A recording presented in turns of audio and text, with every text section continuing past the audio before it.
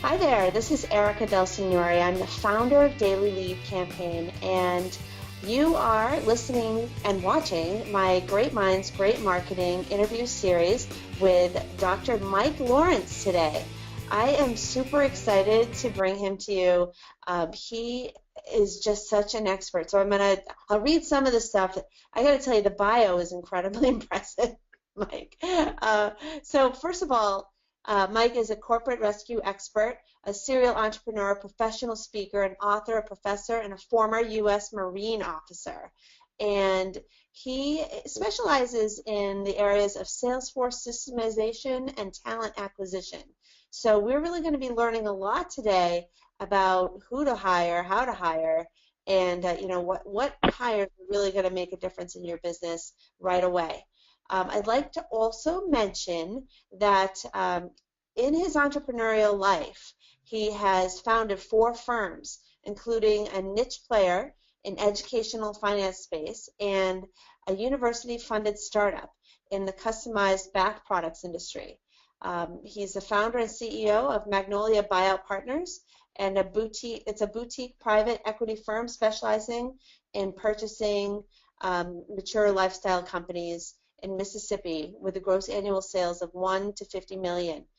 From first generations founders, Dr. Mike is also founder of of Path for Growth, a firm that specializes in installing a results-oriented sales force in small and medium businesses that create predictable, repeatable, and profitable high growth. Well, who wouldn't want that? So Dr. Mike Lorence, I want to thank you so much for joining us today. Your knowledge, I already appreciate everything that I learned from you, and I can't wait for you to share it with my listeners today. Welcome to Great Minds, Great Marketing. Thank you so much for having me, Eric. I'm really excited to be here. We're going to have a lot of fun today. Yeah, we sure are. Okay, so I want to get started. You have an extensive resume here, and you were in the Marines. And can you talk a little bit about how that affected your life and why you did that, and where does that all fit into what you're doing now?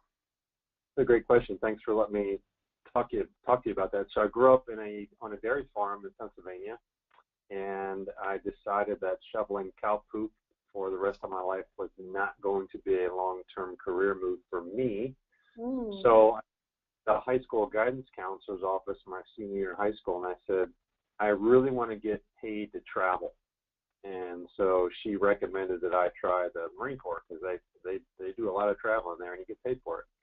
So that's why I enlisted the Marine Corps, and then they sent me to college on a scholarship, and then I went back in as a lieutenant and went all over the world and had a great time doing it. And I learned some really hard lessons about leadership and change management. And wouldn't you know that a lot of those lessons you learn there are very applicable to the business world.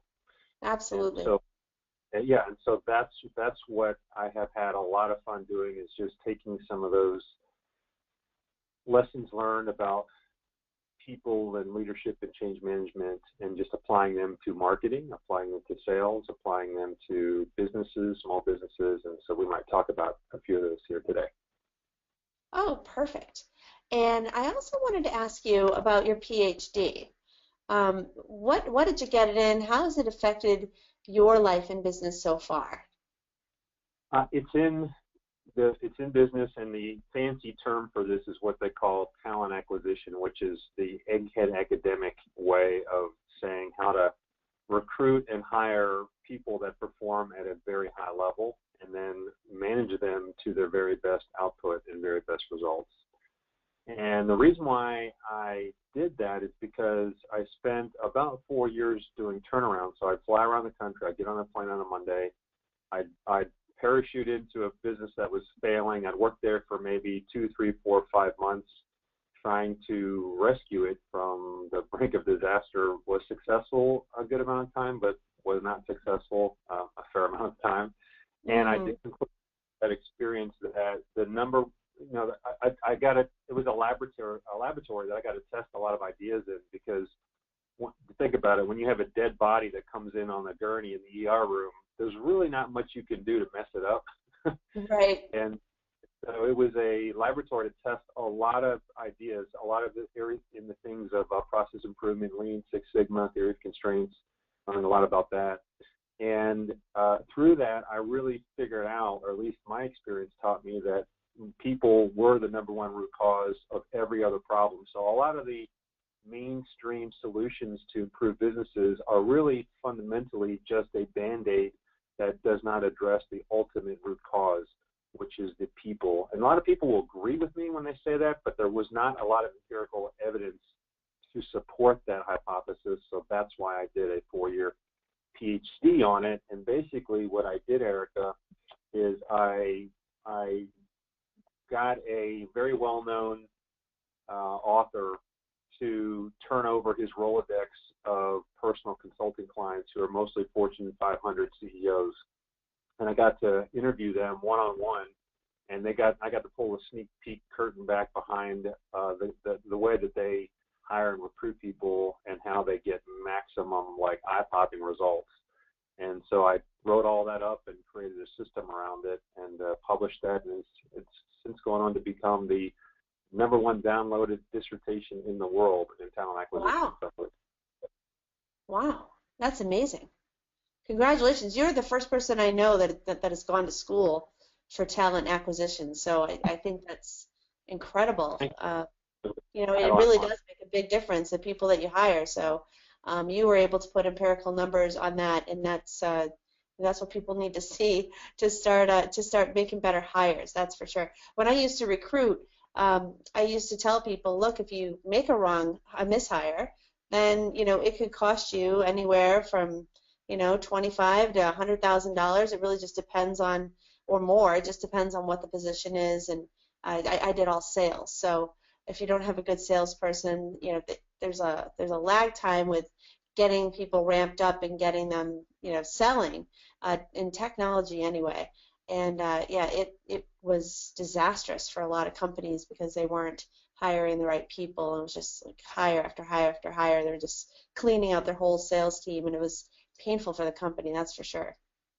Sure. And one of the things I'll mention, which I love what you're doing and what you teach your customers, clients, and patients, is that this whole idea of how you generate leads and marketing through social media. And what I found is applying marketing, direct response marketing principles to recruiting is one of the most important and powerful strategies one can have in the hiring process.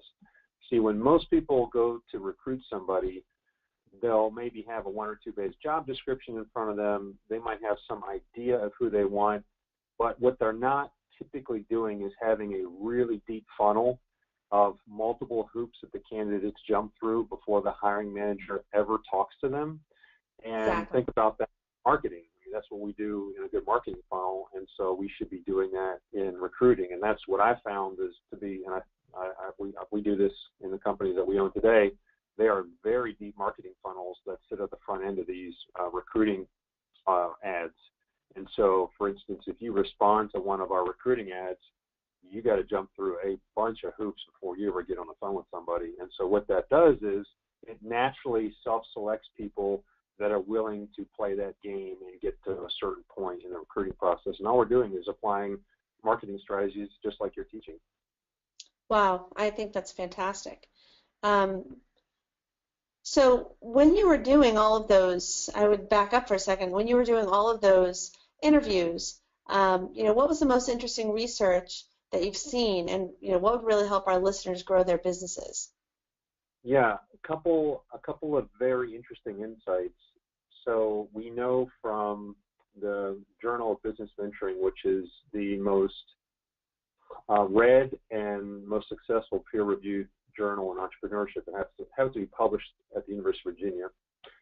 And a lot of research in there that basically answers the question, puts to rest the argument of how frequently do small businesses fail, because there's a lot of different answers you'll get. And then more importantly, what are the top 2 or 3 root causes, or what they call modalities of failure of those businesses? And when you boil it all down and you get down to the heart of the matter, there are 3 reasons why a company never makes it to $1 million in revenue. By the way, you only have about a 1 and 87 chance of getting to $1 million in revenue in America. So only about one out of 87 companies that are founded, only about one of them gets to $1 million. You only have about a 1 in 970 chance of getting to $10 million in revenue. So only about 1 in 1,000 at that point. And it's interesting because when you look at the data set of those companies that achieve those two thresholds, you find some very interesting commonalities. Number one is they have a commission sales force. You almost will never, ever, ever, ever get to 8 figures without at least 3 or more commission sales reps. It's almost impossible. Wow. And the other research behind that says that typically the first person a small business owner hires in the life cycle of their business is like an operations person, somebody who is doing the thing that they're selling, whether it's a product or a service. And the data is pretty clear on this. The very first person you should hire should be a salesperson, not an operations person. It'll actually give you a 4x increase, better shot at getting to $1 million in revenue if you do that. And there's a whole bunch of the research behind it, but I think those are some of the more interesting stats that your listeners might find interesting. Now, when you say commission sales rep, I know a lot of people that would like to hire straight commission people versus having a Basin commission. What are your thoughts on that? I mean, I feel like it's nice for everyone to have some skin in the game, but you know, I've always wondered, you know, what the actual research says on that. It's a great question. So I talk a lot. In fact, I have an entire module answering this question in the information product that we just published, How to Hire Your First Superstar Sales Rep. I'll get into very quickly some of what that is. Good. There are one of the biggest mistakes in compensation planning, which is the topic you're bringing up, is having a single driver or a single payout driver and a single variant on that driver. So I'll give you an example. You pay your person a base salary of $30,000, and then they get 15% of gross margin that they sell. And that's what we call a single dimension payout. It's being paid on one item. That would be gross margin in the example that I just gave you. A variant is gradations of that commission in what we just talked about. So the best practice would be, I'm getting back to your commission question in just a second, but I want to make sure we're clear on this, would be to have multiple triggering points for commission. So you earn 15% gross margin if you sell 0 to 200,000. You earn 20% gross margin if you sell 200 to 350,000. You earn 25% and it ratchets up.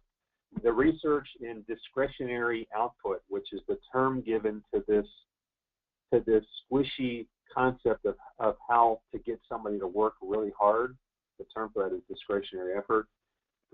You almost never get discretionary effort from a salesperson if you have a single variable payout and a single variant payout. It's got to be scaled to it. Now, in terms of the pay mix, which was your original question, how much commission, how much base, I am never in favor of paying one type of commission, in other words, the majority of it is base salary, because what you see is the longer the sales cycle, the more you have to pay the sales rep on base salary rather than commission, because if the sales cycle is a year, the guy can't eat for 9 months because he can't make a sale. Having 100% commission in a sales cycle that's 12 months is going to be really unfair. But what I do, when we buy a small business, in fact, we're buying a multi-location dental practice. I might have mentioned that to you. In the sales cycle in the dental industry, to generate a lead for a new patient and then get them booked for a hygiene appointment, which is the main starting point of a patient relationship, is about 3 to 4 months, depending on how you do it. Well, that's right around the break point that you could pay a sales rep 100% commission to go out in the local community, round up 10 affiliates, pay your sales rep on a percent of production that comes from those referrals or those affiliates. So what we're going to do, though, and this is the big insight that I had a couple years ago, is you got to find a way to decouple the selling environment. So in other words, you have to find a way to make an offer that has a very short sales cycle so you can pay a sales rep 100% commission. What typically is best done is selling a diagnostic, and you and I have talked about this before. So let's say you are, one of your listeners runs a CNC lathe manufacturer. There's a lot of those in the country. They turn metal parts. The sales cycles on those contracts are about 12 months. It's too long to pay 100% commission sales reps. So the better way to do it would be to create a service offering where you go out and do a diagnostic on the blueprints and the designs of your prospects widget. You can sell that for $1,000. You give the sales rep half of that, and that's enough probably to get that guy to make 40, 50, 60, 70 grand a year on 100% straight commission. And what that sales rep is doing is creating qualified lead that then gets passed over to the long sales cycle guy who converts them. That's a long-winded way of saying always got to find a way to decouple the selling environment so you can pay somebody on 100% commission.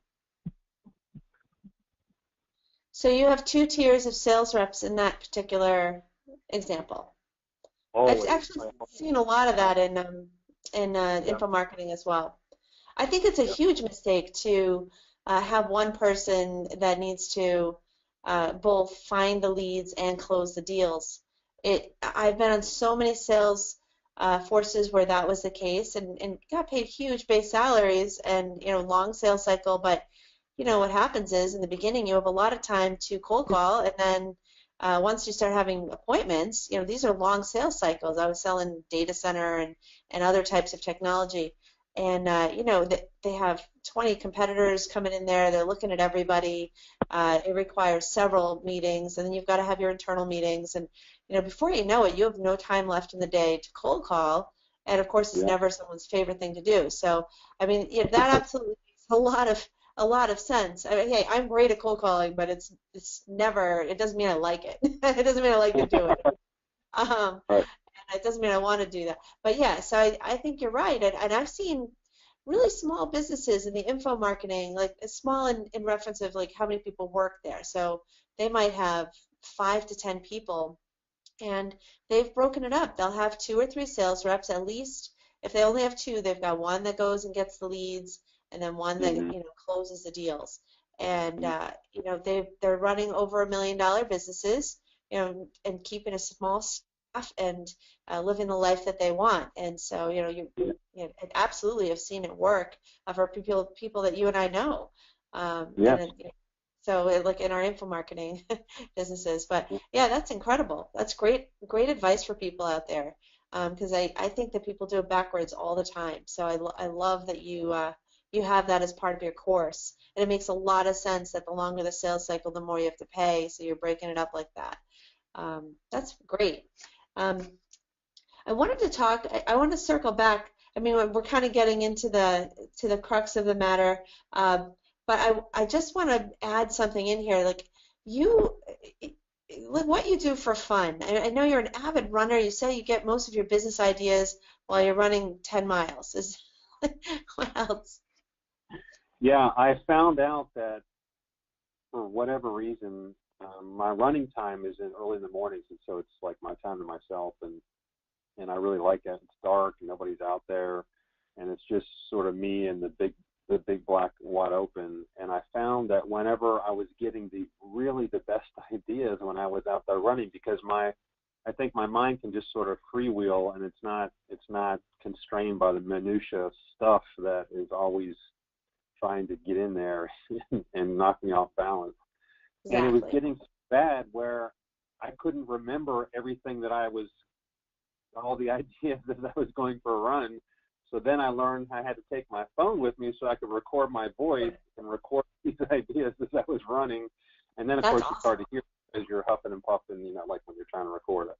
I think. So, yeah, running is really my stress reliever, and I really like doing it. I find when my life gets out of balance and I don't do it, I really notice my results and my stamina go down, and sometimes I try to make myself believe that I don't have time for it, but that's the little man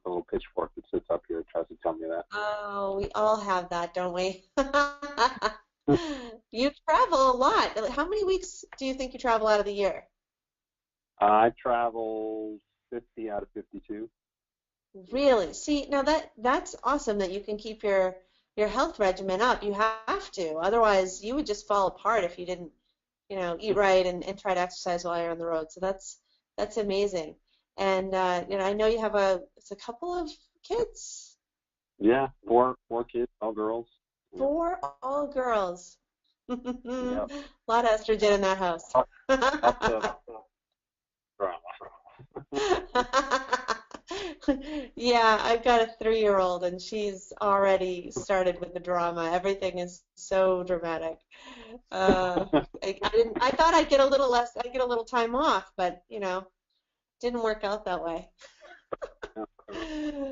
Let's see. So since you've owned usually I'm talking to people that have owned one business and they talk about the challenges that they've had. It's really interesting to talk to somebody that owns several businesses at a time, because you're a turnaround specialist and you're buying them low, you're selling them high, right, after you fix them up. So that's really cool. Like, what are the biggest challenges you've had? What is something that we can learn from all of your experience you've had? You probably could write several books. This just happened today, so this is really fresh on my mind, and it really gets to the heart of what your question is. So the today? last business, yes, it just happened an hour ago before we got on the phone here. Oh, no. One of the businesses, the last one we bought, it's been about 6 months ago, and it's a specialty service business. It's a niche player in the health and wellness, so it provides high-end coaching and training to triathletes and marathon runners and walkers. And I when I bought the business 6 months ago, there was a general manager in place who I terminated last Thursday. And I knew it was coming. I just needed to get a little bit more systemization in place before I terminated him for cause. And so I showed up Thursday, I terminated him, and I promoted somebody into that spot who was doing really well. Well, this new role that this person is now in as the general manager, he is not comfortable making decisions. And so I got an email this morning from him saying, hey, I had all the locks rekeyed, so the guy we just terminated couldn't come in and wreak havoc on it. And do you mind if I give a spare key to X, Y, and Z, who happen to be 2 other key employees? And it was a good opportunity for me to articulate my decision-making matrix to him and to say the only 4 things that I need to be consulted on are A, vendor credit problems, B, expenditures over X dollars, C, hiring and termination, D, compensation. If it's anything outside of that, I don't want to hear about it. And so what happens is that creates a level of decision making that can make our decision making loops spin faster. And when that happens, typically results get better. One of the problems that I found is, and you probably have felt this, maybe Eric, in your own business, is you get always sucked down into the day-to-day minutia stuff that's not value add. And the more you allow yourself to be sucked into that, the less results you're going to have. And this was an example of that. Yeah, I think that's great. And so what you did was you gave him his wings. Now he can go out there, and you've empowered him to make the decisions, and then you just have to deal with whether those decisions are good or not later. Which I'm happy to. I would much rather him make a bad decision, learn from it, than be too scared and asking me 15 times a week, can I do this, can I do that? Right. And that's the same with if you have virtual assistants, the same thing. If you have W-2 employees, the best way is, and Covey talked about this in terms of 4 levels of delegation. Level 1 delegation is you don't breathe unless I say so. Level 4 delegation is you make all the decisions, just periodically tell me what you did. Yeah. And, probably somewhere in between that. Yeah, I mean, that makes a lot of sense. So that's great. So that is definitely a challenge. What are some of getting back to marketing, because this is generally this is a marketing interview series. So, we're learning about a lot of different pieces of the business, but as far as marketing goes, you're also handling or helping run the marketing for all of these different companies. That's part of how you're helping them get to the next level. Right. What combination of marketing methods have you found to be really, really great to help get a company surged with cash flow right away? That's great. So anytime you can engineer a one-to-many selling environment, you'll typically have the best financial results. So for example, in the business we just got done talking about, we put on an event. We charged $50 a head to show up to a dinner seminar, and I can't remember the name of it. It was something like 5 biggest mistakes marathon runners make when preparing for their key race and how to avoid them. And so what we did is we got sponsors. So the sponsors almost covered the food costs, and we wanted to test a new recurring revenue offer.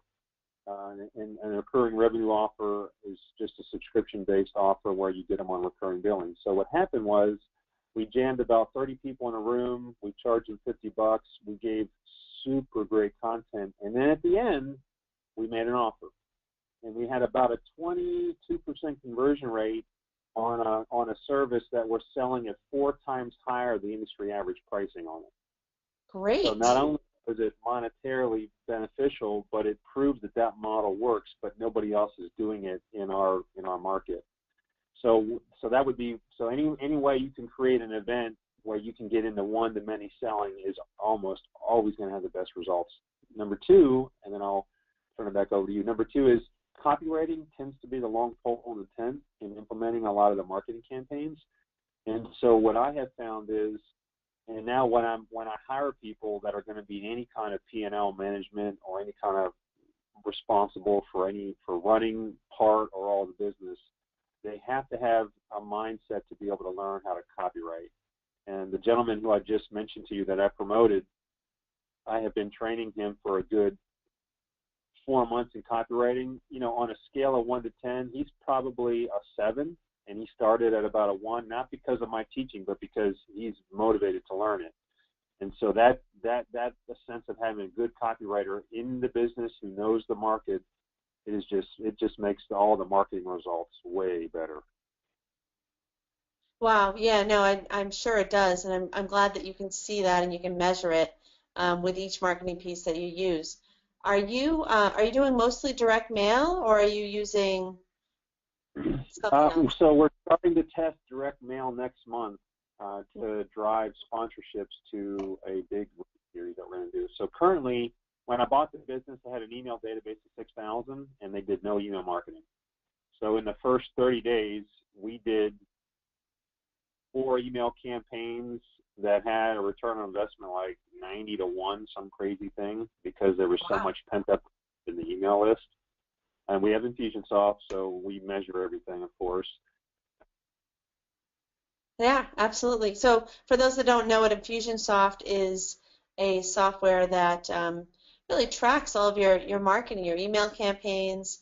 It's also a funnel for your sales opportunities, and you can really segment your list with Infusionsoft so that when people are raising their hand and they're interested in certain topics, you know that you can sell certain things to them, and you can put them to the side. You can segment your list in a lot of different ways and set up campaigns that I know people that have like 80 different campaigns running at the same time, and they're tracking them all through Infusionsoft. So it's really you not necessarily have to be Infusionsoft, but something like that where you can make sure that you're tracking everything that you do and using those results to your advantage. So yeah, those are great tips.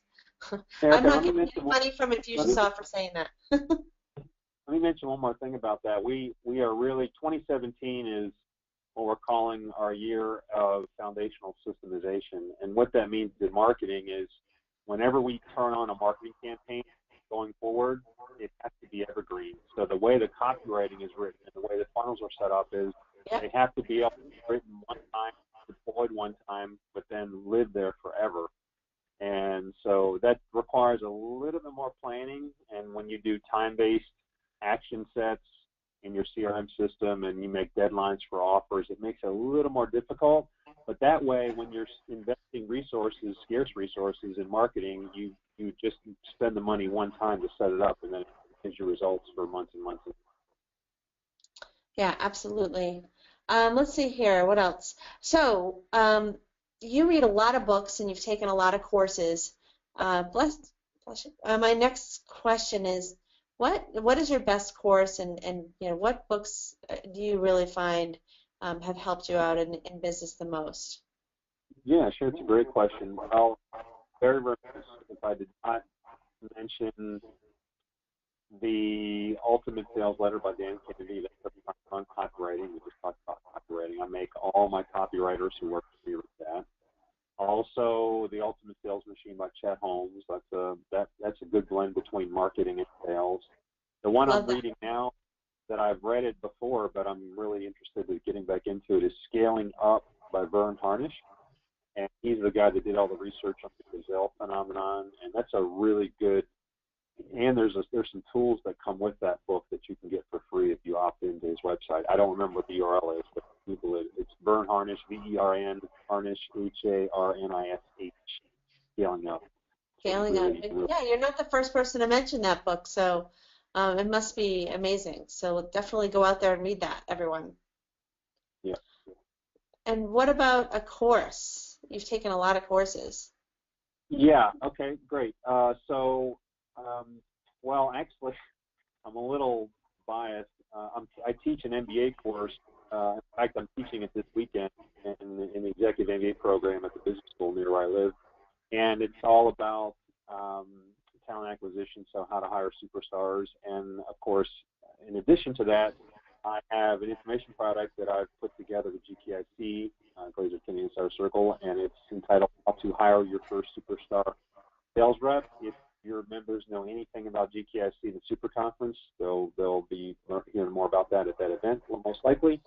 And if they want to learn more or get in touch with me, they can message me. I don't check my email, but my assistant does, and they can email me at mike@pathforgrowth.com. That's MIKE at PATH growth.com, and then just put in the subject line hiring sales reps if you're interested in stuff like that, and Leanne can get you some information. Absolutely. So that's pretty exciting. I mean, we're getting up to some of the next questions, and we're talking about events and things. So you have a new course, your first course that you've written, and it's coming up. And so the Super Conference, April, was the 4th through the 6th, something like that? Sounds about right. When in editing, I'll put up the right dates. I'm like, I didn't have that up here, but yeah, I mean, I'm supposed to be there too, so I should know. Yeah, that's that you're going to be speaking on stage at a breakout and selling your product there, and giving it a try, testing the waters. So that's phenomenal. I mean, the amount of knowledge that you have, in your brain about hiring and just having your PhD and teaching classes on it. Anyone would be an idiot not to buy it, I would think, especially if it's a big investment to hire somebody, and they don't realize it's not just the money, it's the time that you put into them, and so it's missed opportunities that you didn't get because you didn't have the right salesperson. So I used to just recruit salespeople, so I really knew the difference between the ones that are lasting 3 years and the ones that are just lasting a few months. And it's you have to ask the right questions up front, and like you said, make them jump through hoops and see how much they really want the job, because a lot of salespeople are better at interviewing for the job than they are at doing the job. So and they're charming. So you have to really make sure that you get that in. All right. So what's the next big thing in your industry? Next big thing in my industry, well, so I'll tell you a little bit about the private equity industry. So we use typically we use debt to buy business, and interest rates are going up. And if you've been following anything like read the Wall Street Journal or listened to Janet Yellen, who's the chairwoman of the Fed, as interest rates come up, you put pressure on a lot of your suppliers. Now, most people on this call might think, I'm a small business, that really doesn't relate to me. Actually, it does, because anybody who supplies stuff to you, whether it's a physical product or a direct material or a widget or whatever, or a service, all of their costs are going to start going up. And typically what we see is there are very predictable macroeconomic trends. In America, every 7 to 10 years we have a recession, and every 7 to 10 years we have a peak boom. When you look at where we are, we're just about probably near the end of this peak. The stock market would suggest that anyways. And so in the next 12 to 18 months, there's probably going to be a significant correction in the stock market. And as prices come up and will rebound, that's going to put a lot of pricing pressure on people you do business with, the big companies or the medium-sized companies that supply you stuff. If you're not careful and you don't plan for that, and let's say you're only relying on one supplier for whatever widget you use to put in your stuff, that can create a going forward. So that's one trend that I see affecting me and pretty much everybody. Have you heard of any of that, Erica? Does that pass the logic test for you? Yeah, no, I mean, I think that there's always going to be a natural rise and fall, and you've got to be ready for that. I mean, I know a lot of people, I myself, fell to that in 2009, I believe. I had to shut my recruiting business down that I had for 6 years. 6 years, and you just said 7. So yeah, so that's about right. The problem was people weren't hiring anymore, and the managers were all having to go out and sell, and people weren't paying their bills. So it was a double-edged sword. I worked on straight commission. I was a hired gun to go out there and find people and pick the best talent out of someone else's company and bring it to them, and all of that. So yeah, that sounds about right. So I think it's great advice too to have more than one supplier, because you don't know if that supplier is going to last. So that's really good advice, and it's all about trying to plan for the worst, right? Yeah, right. That's right. Don't put your eggs in the basket. Yeah, absolutely. All right, so we're going to have to get more baskets and more eggs. All right. So, do you? The last thing I was going to ask you is just so we were talking about your new course, and usually I ask people if they want to promote something. So, do you have a website for it yet, or? Sure. Well, we're transitioning the website over to WordPress in the next 10 days. So they can go over to www.pathforgrowth.com. That's pathforgrowth.com, pathforgrowth.com. And they'll see the initial part of the site, and we're probably about another 10 days from cleaning it up and releasing all the rest of the content on there. All right. And do you already have a price point for if you don't have to say it if you don't want to, I'm just. It's great you mentioned that. So it's going to come with a triple guarantee. So there's going to be a performance guarantee in it that if you actually make an investment in it and you do what I say and it does not produce the results that we say it's going to, in other words, you don't acquire a superstar rep that's going to produce at a level that we agree to in the course, then I give your money back.